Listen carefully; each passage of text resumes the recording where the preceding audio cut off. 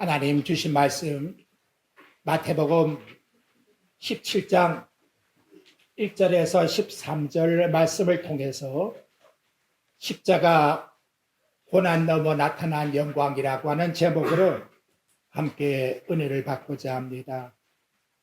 사랑하는 성도 여러분, 오늘 우리는 성경에서 가장 극적이고 신비로운 사건 중에 하나인 변화산 사건을 살펴보고자 합니다. 이 사건은 단순히 예수님의 놀라운 기적 중 하나가 아닙니다. 이 사건은 창세기부터 요한계시록에 이어지는 하나님의 구속 역사의 전체가 한순간에 집약된 장면이요, 구원 역사의 절정이자 핵심을 보여주는 사건입니다. 마태복음 17장의 변화의 사건은 예수님의 공생애에서 가장 특별한 위치를 차지하고 있습니다. 우리는 직전 16장에서 베드로는 주는 그리스도시여 살아계신 하나님의 아들이라고 하는 위대한 신앙 고백을 했습니다. 그러나 예수님이 예루살렘에서 고난을 받고 죽을 것이라고 말씀하시자 베드로는 주여 그리 마옵소라고 주님을 만류했습니다. 제자들은 영광의 메시아는 원하지만 고난받는 메시아는 받아들일 수가 없다, 그런 내용이지요. 바로 이러한 상황에서 하나님께서는 새 제자를 변화스로 이끌어 올려서 놀라운 계시의 장면을 보여주고 있습니다. 왜 예수님이 자기 십자가를 지고 나를 따라오너라 하신 그 이유를 직접 체험적으로 보여주는 말씀입니다. 그래서 이 시간에는 십자가 고난 넘어 나타날 영광에 대해서 말씀을 드리고자 합니다. 첫째로 구약 구속사의 완성으로 오신 그리스도가 1절부터 내용이 쭉 나타나고 있는데 여세후라고 하는 시간적 의미가 나타나고 있습니다. 즉 구속사에 하나님이 정해놓은 시간이 도달했다, 그런 뜻이지요. 마태는 왜 여세후라고 하는 정확한 시간을 기록할 필요성을 느꼈을까요? 이는 단순한 시간의 표시가 아닙니다. 출애굽기 24장에 보게 되면 여호와의 영광, 그리스도의 영광이 드러나는데 시내산 위에 머무르고 구름이 6일 동안 산을 가리더니 7째 날에 여호와께서 구름 가운데서 모세를 부르셨다. 시내산에서 모세가 하나님의 영광을 보기까지 엿새가 걸렸듯이 변화산에 도달하는 시간이 엿새 후에 그리스도 예수님의 영광이 나타났다는 거지요. 우연이 아니라 마태는 의도적으로 신약에서 새로운 시내산의 사건이 이 장면에서 나타났다고 제시를 해주고 있는 것입니다. 시내산에서 하나님은 모세를 통하여 율법을 주신 것, 그래서 이스라엘과 언약을 맺은 것과 같이 지금 변화산에서 율법을 주신 그 그리스도께서 친히 육신을 입으시고 이 땅에 오셔서 율법의 수여자가 아니라 율법의 완성자로서 보여주고 있다는 것이지요. 그렇다면 두 번째로 왜 3명의 제자를 선택했을까요? 베드로와 야고보와 요한이라고 하는 3분을 데리고 갑니다. 이것은 즉 정인의 핵심의 인물이지요. 야이로의 딸을 살릴 때에도 이 3사람을 데려갔고 겟세마네 동산에 기도할 때에도 이 3사람을 데려간 것과 같이 하나님께서는 예수님을 통해서 그리스도의 영광을 드러낼 때에 정인으로 이 사람들을 삼았다는 겁니다. 그리고 이들은 장차 교회의 기둥이 될 사람들입니다. 베드로는 오순절 설교를 통해서 교회를 탄생시켰고 야고보는 최초의 순교자로 기록되고 있고 요한은 5권의 성경을 기록해서 마지막 요한계시를 통하여 하나님의 그 놀라운 계시의 사건을 완성시켜 나가고 있다는 것이지요. 그래서 장차 교회의 사도들에게 꼭 필요하기 때문에 이들을 데려갔다는 것입니다. 구약의 율법에 보게 되면 정인을 세울 때에 두세 정인의 입으로 확증해라, 이렇게 신명기 19장 15절에서 말씀을 해줍니다. 하나님은 구약의 원리를 따라서 3명의 정인을 내세웠습니다. 이들은 베나산에서 예수님의 영광, 그래서 그 영광을 봄으로 장차 초대교회의 믿음의 기초를 닦아놓을 수 있는 그러한 놀라운 계시를 보았다, 이렇게 말씀드릴 수가 있는 것입니다. 세 번째로 변형되신 예수님을 보십시오. 숨겨진 영광의 현현이 드러났습니다. 그들 앞에 변형되사 그 얼굴이 해같이 빛나며 옷이 빛과 같이 휘어졌더라.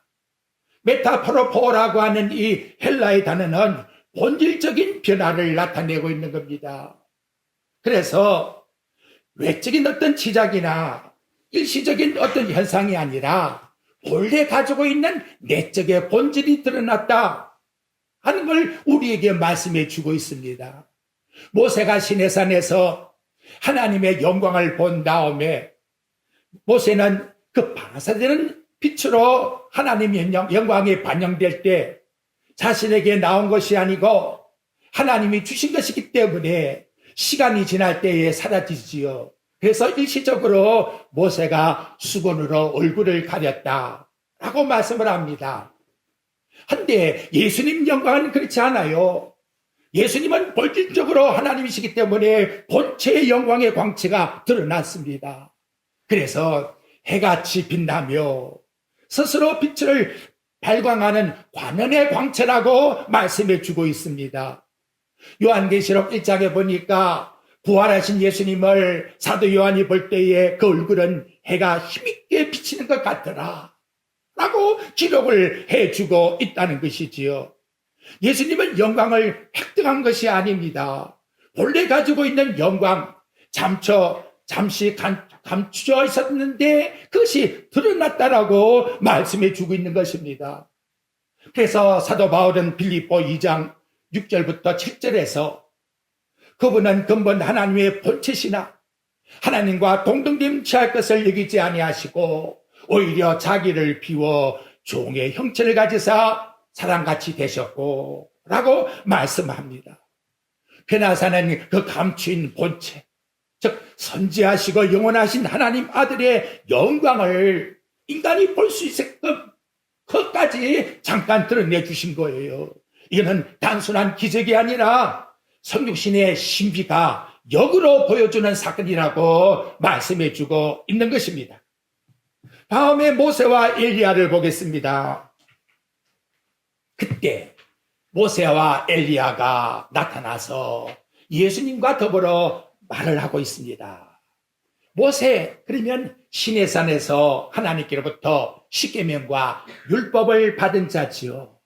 그는 이스라엘을 애굽에서 구원한 출애굽의 지도자였고 광야에서 40년간 백성을 이끌었고 하나님과 직접 대면하여 말한 유일한 선지자라고 말씀하고 있습니다. 하지만 모세가 뭐라고 말하느냐?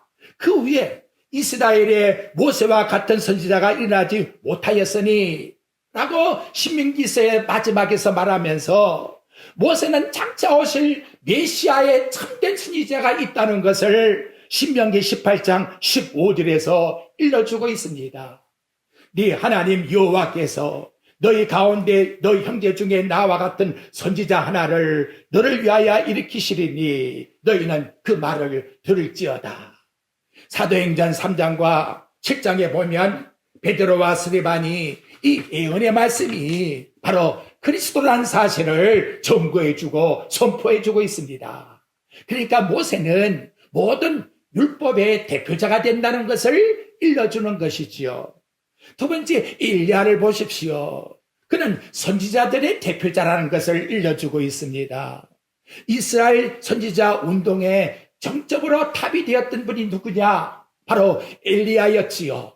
바알 숭배로 타락한 이스라엘 백성을 돌이키게 했고, 갈멜산에서 하나님의 능력을 드러내어서 하늘에서 불을 내리게 하는 독특한 선지자였다는 걸 우리에게 일러주고 있습니다.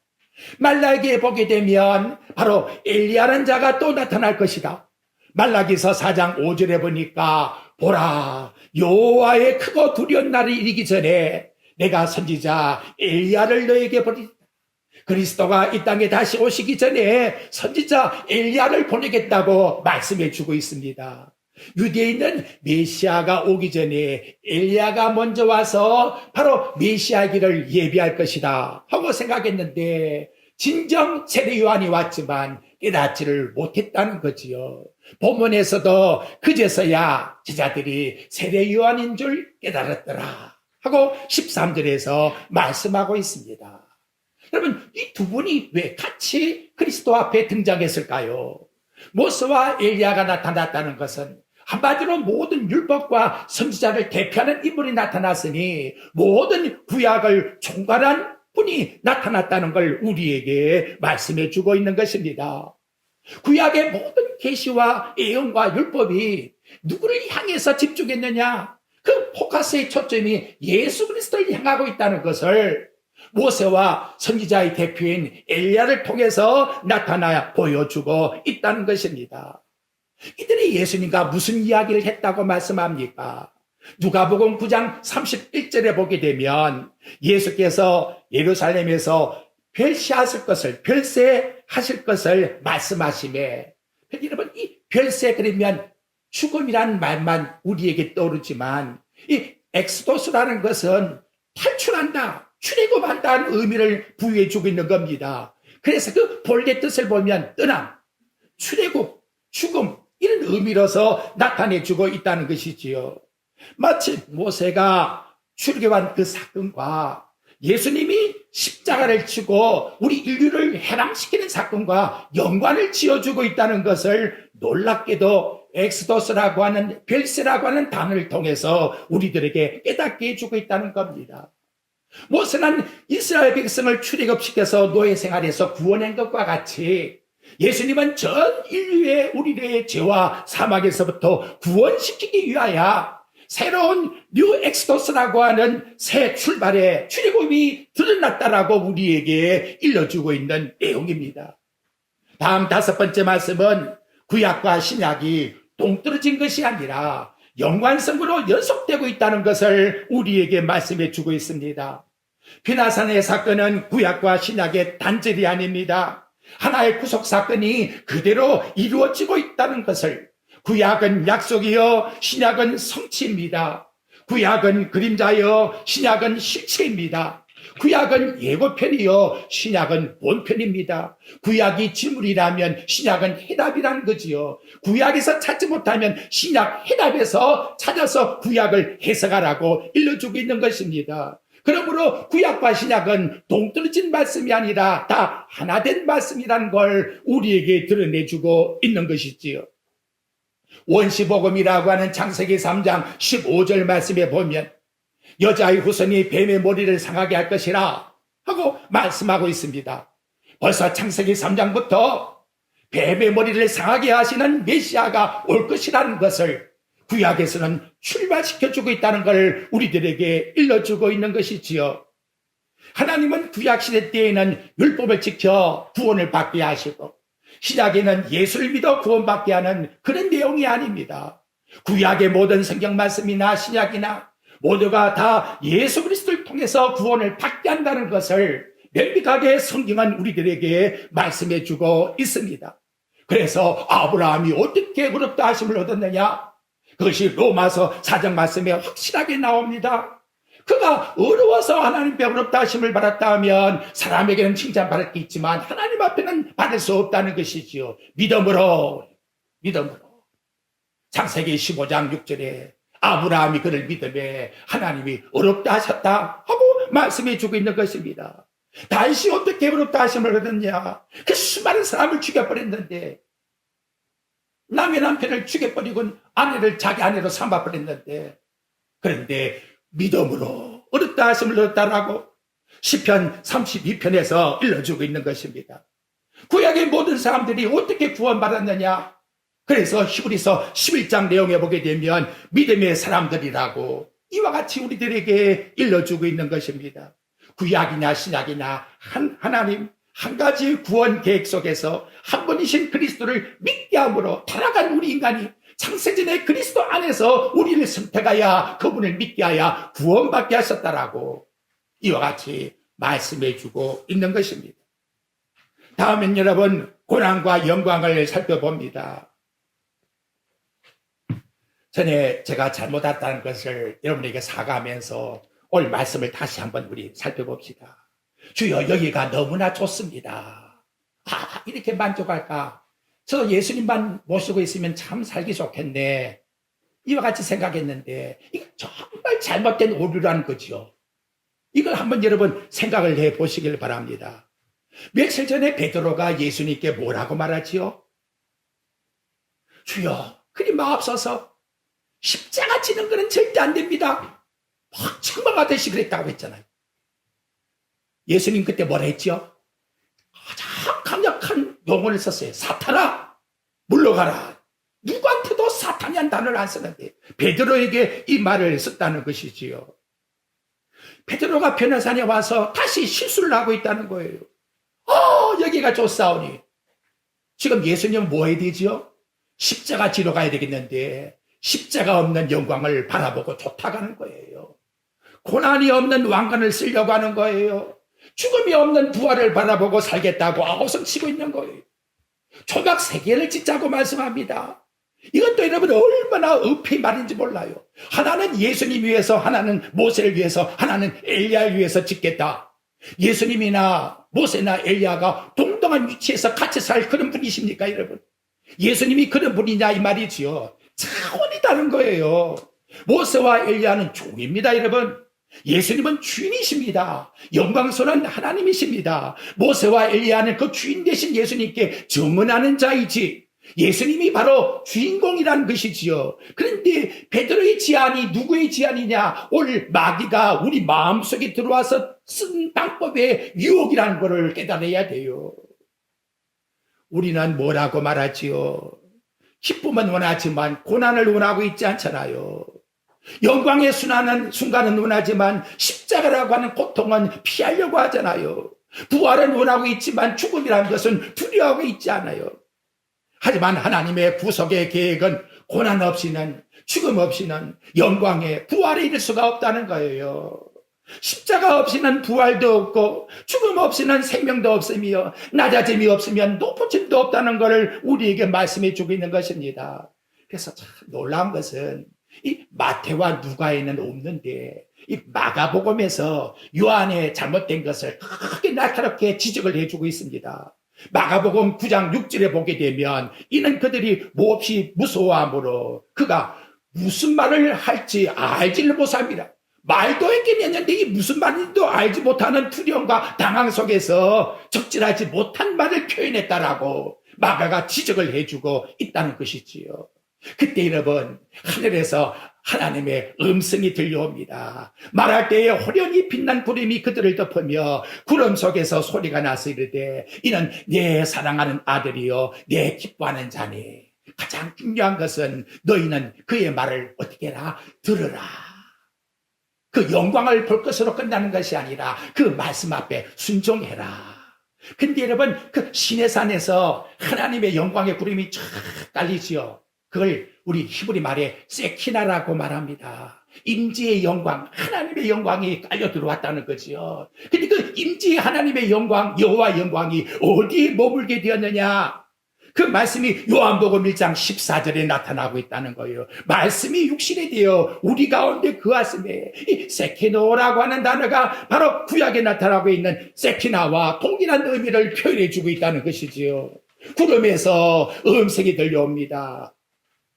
내 사랑한 아들. 첫째, 예수가 누군가라고 하는 정체성 아이덴티티를 보여주고 있다는 것이지요. 시편 2장 7절에 보게 되면 여호와께서 내게 이르시되 너는 내 아들이라 오늘 내가 너를 낳았다. 근데 이 문제가 아버지 자식 그런 관계의 양자가 아닙니다. 본질적 영원한 아들, 유일무이한 신성을 우리에게 의미해 주고 있다는 것이지요. 여호와의 증인과 같이 아버지와 아들이니까 분명히 아들이 아버지보다 못하지 않느냐? 그런 말을 절대 쓰면 안 된다는 거지요. 아들이라는 말은 테크논이란 우리 아버지와 자식의 아들이 아니다. 히오스라고 하는 본질의 영광의 동등함을 나타내는 아들이라고 일러주고 있는 것입니다. 두 번째, 관계의 친밀함. 내 사랑하는 아들이라고 일러주고 있습니다. 아가페, 그러면 사랑이지요. 이 아가페 토스라는 단어를 왜 쓰고 있느냐? 오직 이 아들만 사랑한다는 거예요. 여러분, 우리 사랑하는 게 아니에요. 하나님이 사랑하는 아들은 독생자 예수 그리스도밖에 없는 거예요. 그럼 우리가 어떻게 사랑을 받게 되었느냐? 바로 그 아들 통해서 아버지라 부를 수 있게 된 거예요. 여러분, 우리가 하나님을 아버지라 부를 때에도 그냥 아버지라 부르면 안 되는 거예요. 그 뜻 속에서는 예수 그리스도를 통해서 내가 아버지를 부르게 되었습니다라고 하는 양자형을 받았다는 것을 늘 인식하면서 아버지라는 고백을 드리게 돼야 돼요. 이게 얼마나 우리에게 중요한 고백입니까? 아담으로 범죄한 인간이 누가 감히 하나님을 아버지라 부를 수 있나 이 말이지요. 하나님 아버지는 독생자 그리스도만 내 아버지라고 인정하는 거예요. 그 아들 때문에 우리가 구원을 받았으니 우리가 그 양자형을 통하여 그리스도를 통하여 아버지께 영광을 돌려드리는 겁니다. 그래서 여러분 성경을 보십시오. 모든 영광을 돌려드릴 때에 예수 그리스도를 통하여 아버지 앞에 감사의 제사를 드리자. 이렇게 히브리서 13장에서 일러주고 있는 것입니다. 그 다음 나왔지요. 하나님의 기쁨, 내 기뻐하는 자라. 금방 제가 여러분들에게 말씀드렸습니다. 하나님의 기뻐하는 자는 그리스도밖에 우리에게 없다라고 이와 같이 일러주고 있는 것입니다. 자, 이제 여기 마지막 결론의 말씀이 너희는 저분의 말을, 저의 말을 들으라 하고 말씀해 주고 있습니다. 여러분, 예수님이 말씀하는 그 말을 들으라고 하는 그 내용은 뭘까요? 무엇을 말씀해 주고 있습니까? 그 핵심은 바로 앞에 있는 마태복음 16장에 보게 되면 예수님께서 하신 말씀이 있습니다. 거기에 자기가 예루살렘에 올라가 많은 고난을 받고 죽임을 당하고 제3일 만에 살아나야 할 것을 이걸 들으라는 거죠. 너희들이 여기 있다고 좋다고 해서 우리 여기서 그냥 영원히 삽시다. 그런 뜻이 아니라 고난 속에서 나타날 하나님의 그 영광을 이미 말씀해 주었으니 십자가의 고난에 너희들도 동참하는 그 말에 뭐하라? 들으라, 순종해라. 이렇게 일러주고 있는 것입니다. 예수님의 사역을 보게 되면 세 번의 이 음성이 들려와요. 예수님이 세례받을 때에 내 사랑하는 아들이여 내 기뻐하는 자라. 두 번째, 오늘 베나산에서 내 사랑하는 자여 내 기뻐하는 자라. 세 번째, 십자가이기 전에 요한복음 12장 28절에 보니까 아버지 하나님이 이미 내가 영광을 받았노라고 아들에게 말씀해 주고 있다는 것이지요. 그래서 이 내용의 말씀을 보게 되면 첫 번째 나타나고 있는 그 세례에서 들려지는 음성은 예수님 사역의 시작이지요. 그리고 변화산에서 일러주고 있는 것은 사역의 전환점이에요. 앞으로 십자가를 지고 죽을 것이다. 마지막에 우리에게 일러주고 있는 요한복음의 말씀은 네 사역의 완성을 통해서 내가 영광을 받으리라고 하는 아들의 그 완성된 영광을 이미 아버지는 받았다라고 우리에게 일러주고 있다는 것이지요.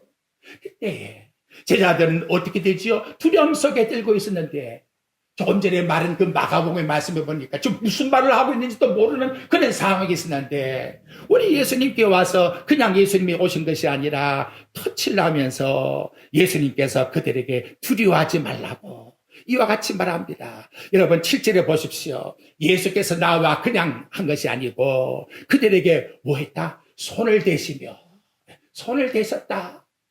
그 영광의 하나님이 이 불쌍한 자들아 내가 너희들을 구원하기 위해서 온 거야. 이렇게 손을 터치해 주었다고 우리에게 말씀해 주고 있습니다. 여러분 하나님 앞에 나올 때 우리가 어떤 심정을 가지고 나옵니까? 두려워 떨며 구약의 하나님의 영광의 임재를 바라보는 자마다 하나님 앞에 마치 죽은 자와 같이 되었더라. 에스겔은 엎드려서 이사야는 화로다 나는 이제는 망하게 되었다. 내가 어떻게 영광의 하나님을 비웠을꼬. 이것이 여러분 영적으로 진정 건강한 반응의 모습이에요. 하나님 앞에 나와서 농담치면 안 돼요. 하나님 앞에 나와서 친구끼리 이야기는 되면 안 돼요. 존귀하신 하나님, 영광의 하나님, 그분 앞에 경건한 마음을 가지고 골대와 같이 말씀을 듣겠나이다. 아무리 천사랑 같아도 베드로가 말할 때에 불복하고 그 말씀에 순종한 것과 같이 저와 여러분이 하나님 말씀이 선포될 때에 주여 말씀하옵소서 내가 듣겠나이다 라고 하는 사물 같은 심정으로 받아들이는 것이 바로 하나님 말씀을 받는 뜻이라고 우리에게 일러주고 있는 것입니다. 예수님이 터치하면서 위로를 해주고 있습니다. 놀라지 말아라. 영광의 하나님이 인간에게 와서 자비를 베풀고 있는 이 모습 얼마나 감사합니까? 저와 여러분이 여기 나올 수 있는 자리입니까? 나와서 아버지라 부를 수 있는 자리입니까? 하나님이 먼저 오셔서 내가 하나님을 사랑하기 전에 하나님이 먼저 우리를 사랑하셔서 오신 거예요. 그가 우리가 뭐 죽니 산니 소리가 아니라 이미 그분이 우리를 위해서 십자가에 죽으심으로 말미암아 저와 여러분이 구원을 받게 되었으니 이보다 더 큰 은혜가 어디 있나? 그래서 저는 여러분에게 말씀합니다. 아빠 아버지여라고 부르는 이 자체만큼 더 영광스러운 복이 어디 있나 이 말이지요. 이걸 늘 우리는 하나님께 감사해야 돼요. 그 다음 내용에 보니까 예수 외에는 아무도 뭐하다? 보이지 않더라. 여러분, 예수 외에는 아무도 보이지 않는다라고 하는 이 자체가 정말 신학적으로 볼 때에 정말 중요한 내용이에요. 모세도 보이면 안 돼요. 율법이 보이면 안 되는 거예요. 엘리야가 보이면 안 돼요. 기적 바라보고 농작 바라보고 어떻게 하면 하늘에서 불을 내릴까 이런 어떤 소리 하면 안 돼요. 우리가 바라볼 것은 율법도 아니에요. 선지자도 아니에요. 오직 그분들이 증거한 예수 그리스도, 이것이 우리 재간하나님께 성들에게 신앙의 고백이 되어야 돼요. 우리의 삶의 중심이 성공이 아니라 예수님만. 그래서 우리에게 진정한 성공은 예수님만 고백한 이 자체가 진정 하나님께 세상의 모든 복을 받은 그와 같은 자격 있는 자가 되었다라고 말씀을 통해서 일러주고 있는 것입니다. 예수님을 바라보는 믿음이 안 되면 아직도 완성된 믿음이 아닌 거예요. 율법을 가지고 다툴 것이 아니에요. 기적과 이적을 가지고 너 방언 했니 못했니 이걸 가지고 따질 것이 아니라 이 말이에요. 그 모든 것이 다 증거하고 있는 십자가에서 돌아가신 예수 그리스도, 그분이 나의 구세주가 되었느냐, 그걸 믿느냐 믿지 않느냐에 따라서 영생을 받느냐 영벌을 받느냐고 우리 하나님께서 우리에게 말씀을 통해서 일러주고 있는 것입니다. 남은 여생도 오직 누구만? 예수 그리스도 외에는 아무것도 보이지 않기를 원합니다. 정말 안타깝습니다. 저것도 안타깝습니다. 하나님께 드리는 예배가 끝나고 나면 얘는 뭐 세속이 들어왔는지 이것도 하고 저것도 하고 복잡해서, 이 복잡해서 어떻게 사냐 이 말. 정결한 마음, 정직한 마음을 달라고 오늘 우리 성가대에서 찬양을 드립니다. 정말 정직한 영을 주옵소서. 예수 외에는 아무것도 보이지 않도록 하나님 좀 다 끊어주십시오. 성령님이여 내 마음을 정화시켜 주옵소서. 오직 십자가의 예수 그리스도만 바라보고 주님께로 나아가게 해줘. 너희들이 나를 따라오려고 하느냐? 자기 십자가 지고 자기를 포기하고 날마다 주님께 나가는 저와 여러분의 신앙 고백이 되시기를 우리 주 예수 그리스도 이름으로 축원드립니다. 이제 우리 산에 내려오면서 왜 말을 하지 못하라고 했을까요? 백성들이 오해할까봐 오병을 통해서 한번 목에 놓았더니 강제로 왕을 삼고자 하는데 지금 들통을 내면 어떻게 합니까? 두 번째, 아직도 십자가의 사건이 뭐있다? 성취되지 아니했다는 거지요. 세 번째, 제자들이 아무리 일러줘도 이들이 지금 뭐한다? 이 일을 못하고 있다는 거예요. 그러니까 성취가 된 다음에야 이 일을 할 수가 있는 것이지요. 이 한 시간 오늘 말씀의 결론을 맺겠습니다. 오직 예수만 남는 믿음, 그렇게 믿으시죠? 아멘. 그리스도는 나의 모든 것에 유익합니다. 살든지 죽든지 그리스도만 존귀케 함이라고 신앙 고백을 드립시다. 포스트 모더니즘이 무슨 말이냐? 모든 것이 상대적이고 다원적이다. 인간의 모든 경험에 따라 진리가 되는 거야. 그러니까 절대적 진리가 없는 것이다. 모든 길은 다 하나님께 통하는 거야. 예수 믿는 방법, 불교가 믿는 방법이 다르다 뿐이지 마지막 종착점은 다 극락을 가든 천국 가든 동일하게 가는 거야. 이런 허튼 소리를 해서 얼마나 미혹을 하고 있습니까? 그러나 성경은 선포합니다. 오직 예수만 우리에게 구원해 주라고. 우리는 사랑하는 마음을 가지고 목숨을 걸고 이 진리를 선포하고 지켜야 돼요. 오직 내가 길이요 진리요 생명이라고 하는 이 말씀을 내 마음의 신앙 고백으로 담고 이 말씀을 전도하고 이 예수 그리스도의 영광을 위해서 살아가는 저와 여러분의 삶이 되시기를 우리 주 예수 그리스도의 이름으로 축복드립니다.